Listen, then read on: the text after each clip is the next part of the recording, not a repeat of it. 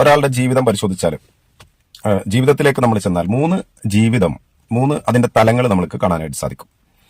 ഒന്ന് public life, മറ്റൊന്ന് private life, then secret life. Public ലൈഫിൽ മോസ്റ്റ് ഓഫ് ദി പീപ്പിൾ അവര് നല്ല രീതിയിലുള്ള ജീവിതം നയിക്കുന്നവരായിരിക്കും. നല്ല പെരുമാറ്റം, നല്ല സ്വഭാവം, ആളുകളുടെ ഇടയിലൊക്കെ നല്ല രീതിയിലുള്ള ഡ്രസ്സിംഗ് പാറ്റേൺ അടക്കമുള്ള എല്ലാ കാര്യങ്ങളും പെർഫെക്റ്റ് ആക്കാനായിട്ട് എല്ലാവരും ശ്രമിക്കാറുണ്ട്. ഇനി രണ്ടാമത്തെ തലത്തിലേക്ക്, പ്രൈവറ്റ് ലൈഫിലേക്ക് നോക്കിയാൽ, അതായത് ആളുടെ ഫാമിലി, കുറച്ച് ആളുകൾ മാത്രം അറിയുന്ന ഒരു വിങ്, അവിടെ ആള് ചിലപ്പോൾ മറ്റൊരു സ്വഭാവക്കാരനും മറ്റൊരു പെരുമാറ്റക്കാരനും ഒരുപാട് ചെറിയ ചെറിയ പ്രശ്നങ്ങളൊക്കെ ഉള്ള ആളായിരിക്കാം.